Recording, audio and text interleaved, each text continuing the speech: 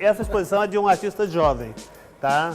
Antes de qualquer coisa, essa é uma exposição de trabalhos que foram feitos há 25 anos atrás, ou pelo menos foram idealizados assim 25 anos atrás. Então vocês estão vendo uma exposição de um artista desconhecido, jovem, confuso, e que estava tentando várias coisas e ainda tentando encontrar uma linguagem para o trabalho.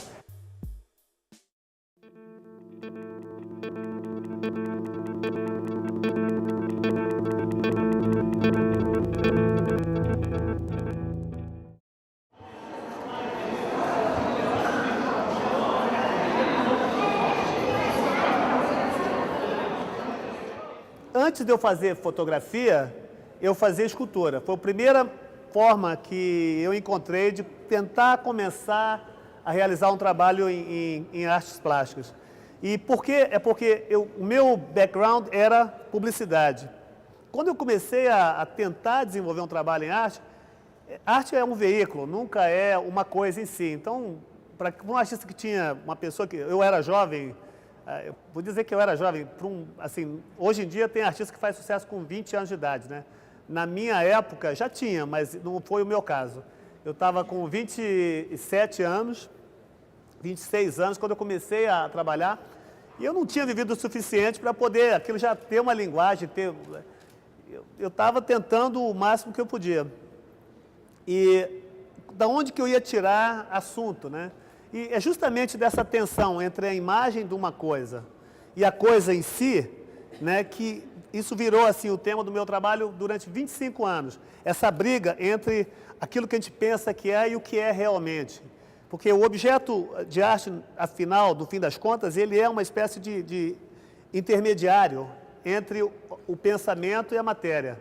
Então, tanto na fotografia como nesses objetos que vocês vão ver aqui, existe um pouco essa tensão, essa briga entre o que a gente pensa da coisa e o que a coisa é realmente. Isso aí virou um tema do meu trabalho, que envolve ilusão, humor, e isso é uma presença permanente até hoje, eu nunca mudei.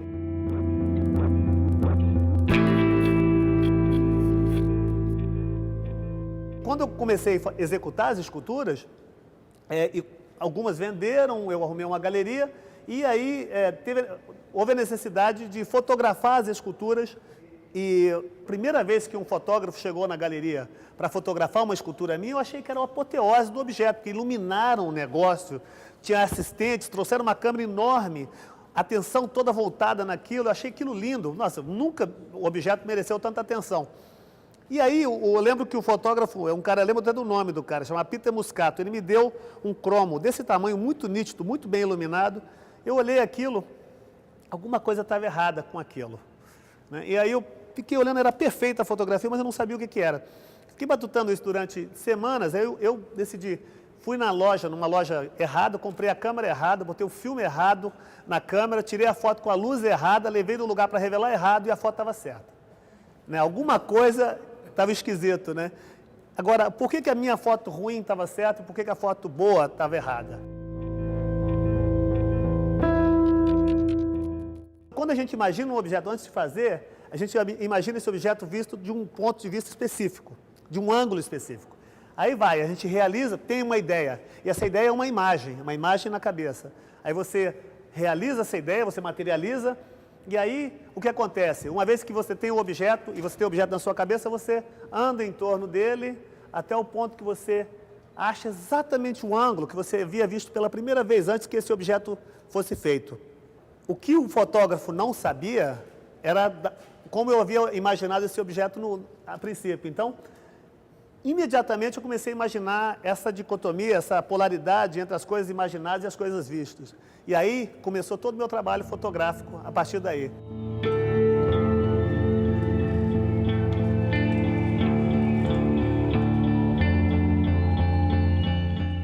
Você fala, aquilo é um negócio, um desenho de lápis, um negócio... Aí você olha, não é lápis, é arame. E aí é uma outra coisa. E entre aquilo que você imaginou que fosse aquilo que não é, cria-se um vácuo que o seu intelecto começa a tentar preencher com questionamento. E isso realmente é o que gera, sabe, mais conhecimento em torno da sua relação com a imagem ou dos objetos.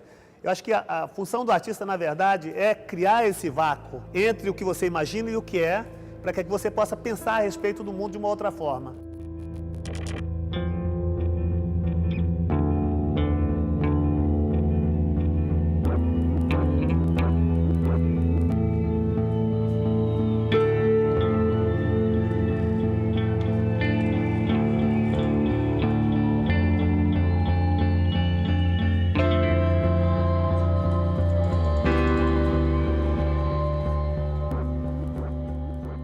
Acho que o objeto mais antigo, ele chama, está na minha primeira exposição na TS 122.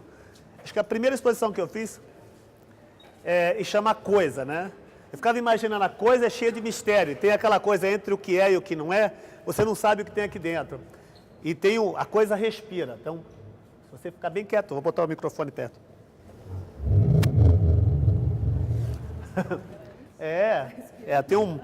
tem uma coisa peluda ali dentro, que ele está completamente encarcerado nessa caixinha com a chavinha e você pode levar a coisa. É um objeto de estimação dentro de uma caixa de madeira. Eu sempre gostei de escultura e fotografia surrealista. E tem uma coisa do objeto que... A ideia de criar um ambiente que não parece que foi feito por um artista, mas são coisas que foram encontradas ao longo de uma história.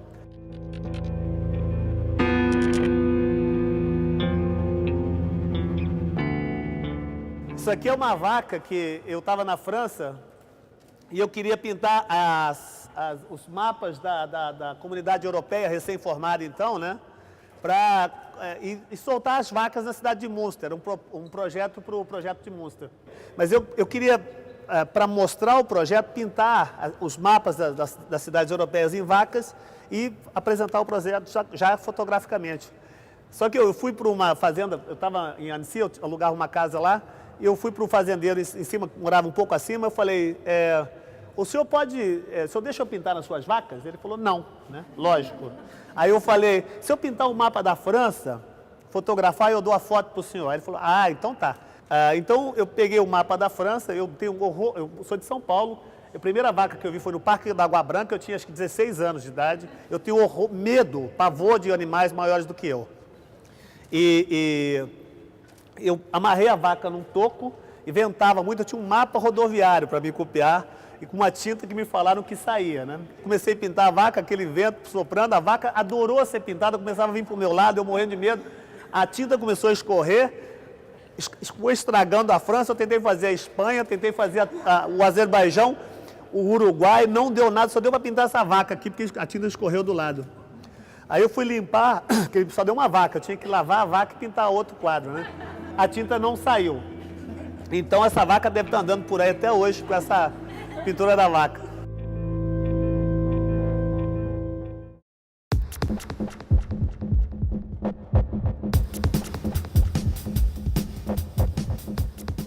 Hoje em dia a gente acha que a gente vê através de tudo, por isso a gente perdeu esse senso de suspense, de mistério sobre o mundo, que anteriormente a gente tinha muito mais. Eu fico imaginando, a noite medieval, como seria uma noite sem televisão, sem jornal. Devia ser cheia de monstros, o imaginário humano devia ser muito mais rico naquela época do que hoje. E a ideia de que a gente está tão preocupado em desvendar mistérios, né, a gente acaba se esquecendo de criar novos.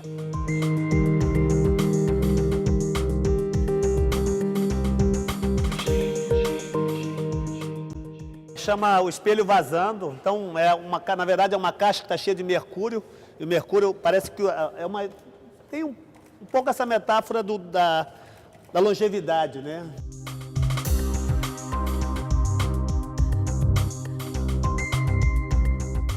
A mostra inteira fala sobre artificialidade, é um tema que ele está bem incorporado dentro da obra. Então você pegar um bonsai, um cara que faz bonsai tão louco que ele conseguiu fazer uma mesinha em cima, que é um símbolo muito ocidental, né?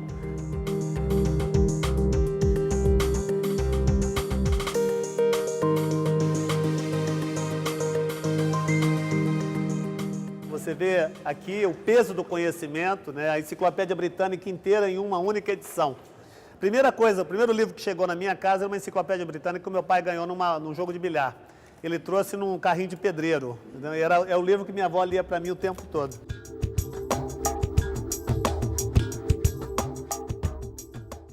Isso é uma peça bem antiga também, de 89, chama Esqueleto do Palhaço, né? É como se o palhaço morresse e realmente ele fosse um palhaço de verdade, né? Tem toda a evidência aí no crânio dele. Muito parecido com o trabalho que eu faço hoje, né, em fotografia, essa coisa do material, você pegar, usar um material esquisito para fazer uma coisa. Isso aqui é quase o caminho contrário, você pega um objeto bem idiota, bem comum, uma mala. Eu sempre tenho problema de excesso de bagagem, né? Então você pega e faz ela de mármore sólido, mármore belga. Então pesa 130 quilos. Isso aqui seria legal botar na esteira para surpreender a pessoa, né? Ia custar uma nota.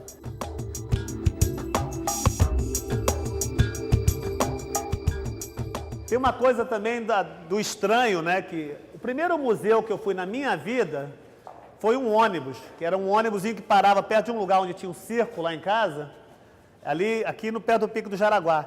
E você entrava, pagava para entrar de um lado e saía pelo outro, como um ônibus comum, mas aí você tinha toda uma série de coisas. Tinham fetos, tinham esqueletos de sucuri, uma mão humana dentro de um vidro. Aquilo eu nunca esqueci daquilo. Então, você cobrava, você pagava e era o que eles chamam de gabinete de curiosidades. Isso tudo tem essa atmosfera. E aí tem essas evidências pessoais, como uma luva de criança, mas ela tem 6 dedos. Foi minha mãe que fez para mim isso aqui. Eu não sei tricotar.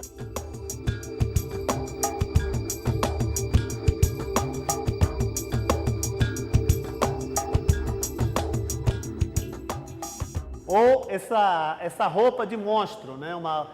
A ideia de você ter uma roupa de batismo, geralmente elas são grandes, né?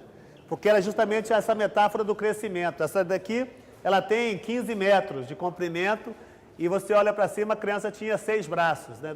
3 pares de braços. E chama o batismo do monstro. Essa obra aqui é uma obra também que eu fiz, ela se perdeu, de 89, não, 90, que chama Caixa à Prova de Balas, né?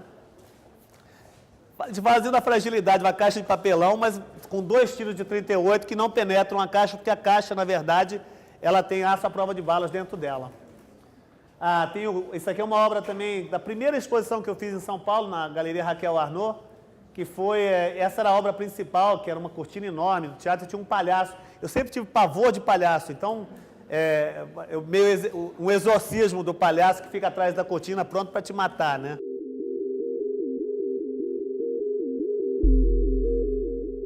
E essa aqui é aquela lembrança desse lugar que mostravam as jarras com fetos dentro, né? Só que, em vez de ser uma coisa científica, que fala de um conhecimento geral e comunitário, né? Ele fala de um conhecimento pessoal, que fica imaginando, todo mundo tem boneca que já morreu, né? Boneca que deixou de existir, que faz parte da tua vida. Tem uma outra obra ali na sala, que por exemplo, chama Fóssil. Mas quando você chega perto, não é um esqueleto, é um motor de uma motocicleta. E é um fóssil pessoal, porque aquela moto era a moto que eu mais gostei quando eu era criança. Eu sempre tive motocicleta a minha vida inteira. E aquela era uma CB500, que é a coisa que eu mais amei na minha vida quando eu era menino. Então, ela já está no passado, como essas bonecas aqui, elas deixaram de existir, são fósseis da minha própria história, da minha própria vida.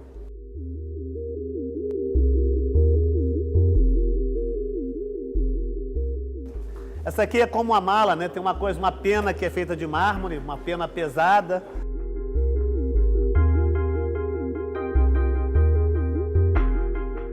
Isso aqui eu deixo aberto, é uma cama com uma ereção, é uma obra, fica a vocês de interpretar da maneira que vocês quiserem, um outro objeto surrealista.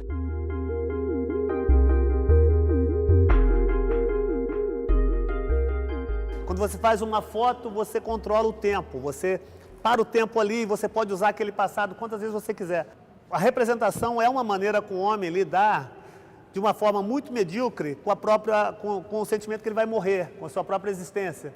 E essa aqui é uma dessas obras que lida com isso, né? A ideia de eternidade. Você põe um monte de tijolo ali e a hora que eles vão se desfazendo, uma hora, isso aí vai significar algum tipo de tempo, né? As borboletas também, né? Você fala de uma história natural.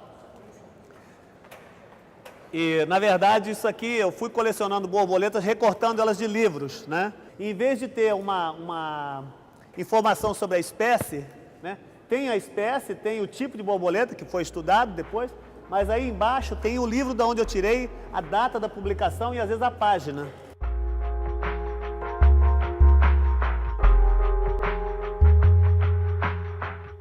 A bola, por exemplo, também tem um pouco disso. É uma bola de capotão, uma coisa que eu talvez tenha visto na minha infância, eu tenha perdido, era uma bola que murchou, mas ela é de bronze também, então ela está murcha para sempre, não tem como mexer ela. Entendeu? E essa coisa assim de você pensar que é uma coisa e ver outra coisa. Isso é um outro fóssil pessoal.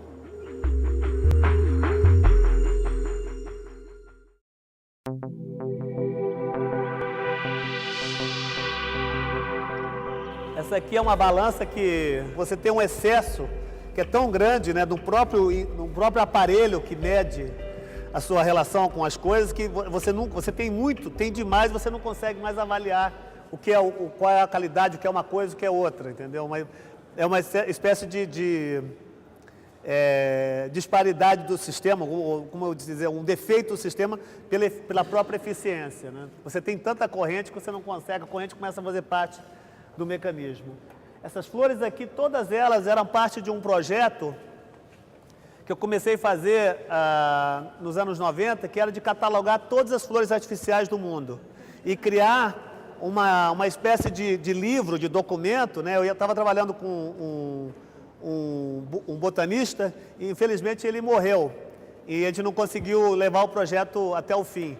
Mas eu queria trabalhar com um botanista e com um economista para ver, porque existem flores que elas são feitas na China ou na Nicarágua, lugares onde essas flores não são nativas. Então, para o artesão que fabrica a flor é uma abstração, ele nunca viu aquele tipo de flor, né? Mas é incrível a migração também, a gente fala de polinização, como a rosa chegou em lugares onde não existiam rosas, né? Essas flores, a flor como conhecimento, como ideia da flor artificial, ela tem esse poder de polinização também. E quem poliniza não são abelhas, não são, na verdade é dinheiro que poliniza, né? As flores são produzidas nos lugares mais pobres do planeta, né? Isso é bem interessante e por pessoas que não ganham quase nada para fazê-las. Então eles são os agentes de polinização. Era todo um tratado socioeconômico da ideia da beleza, porque as pessoas têm flores artificiais pela mesma razão que eu estava dizendo antes. A artificialidade é uma espécie de uma forma de você conter o tempo e a tua relação com o tempo. É engraçado, quando eu mostrei essas obras pela primeira vez em Paris, eu pedi para que um homem que ele faz flor para couture, é um cara, ele fazia para o Valentino, ele já morreu, ele estava bem velhinho, ele passou a vida inteira fazendo flor, e eu pedi para ele que ele me fizesse uma flor morrendo.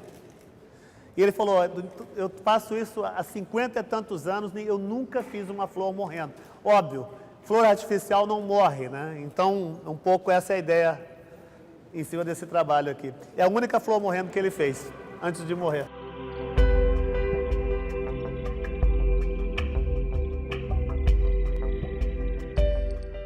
A gente fala assim, como é que você faz arte? Você procura ou já está ali, né? É uma coisa que existe ou uma coisa que você fabrica? Lógico que a ideia é você encontrar uma forma que na abstração ela representa, ou faz você pensar numa nuvem, numa montanha, sabe? Uma coisa muito natural. E nesse caso, logicamente, eu manipulei a forma da pedra para que ela representasse um cifrão.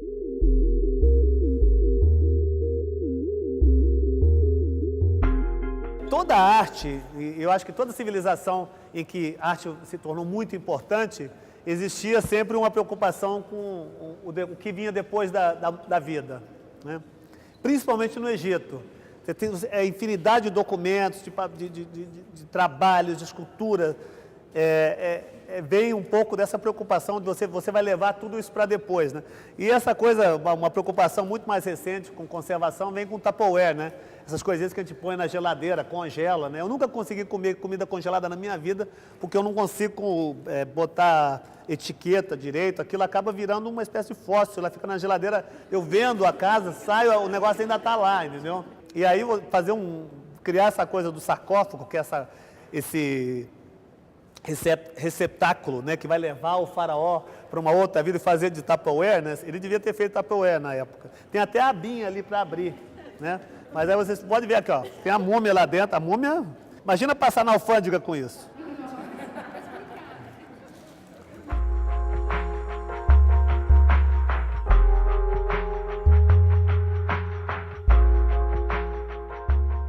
A ideia também, sabe, da função e da forma, né? Uma tocha, eu fico olhando sempre aquela foto da Estátua da Liberdade, tem uma tocha, mas a tocha tem uma luz dentro. Então eu refiz a tocha da Estátua da Liberdade e eu taquei fogo para que queimasse um pouco o fogo, queimando o próprio significado, a representação do fogo. Esse tipo de coisa que traz atenção para a representação em si, né? O que é mais sublime na arte é exatamente esse momento onde uma coisa se transforma em outra. Onde uma coisa de mentira, né, vira uma coisa que você quase acredita. O homem ele tem duas funções, é se reproduzir e sofrer com o fato que ele tem consciência, né? Eu acho que a arte, ela fala um pouco sobre essas duas coisas, é continuar a existência através da crença.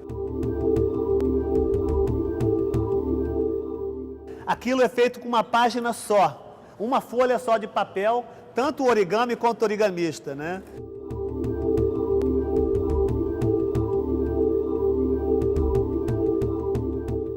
O cara tem 3 fatias de pão que milagrosamente elas têm o rosto, a visagem de Jesus, Che Guevara e um cara que é meio parecido com o Paulo Coelho. Eu acho que para esse jovem artista que estava muito inseguro e eu vejo essa exposição uma grande confusão que eu adoro apresentar, principalmente como um exemplo para outros jovens artistas, para dizer que, olha, no começo é assim mesmo, você dá tiro para todo lado e de vez em quando cai um pato ou um pombo, né? Mas no fim das contas, quando você olha para trás, todos esses trabalhos malucos que você achou que não tinha, desconectos, que não tinha nenhuma relação, eles passam a fazer sentido dentro do teu trabalho. Porque eles começam a todos apontar para aquilo que você vai vir a fazer mais tarde, né?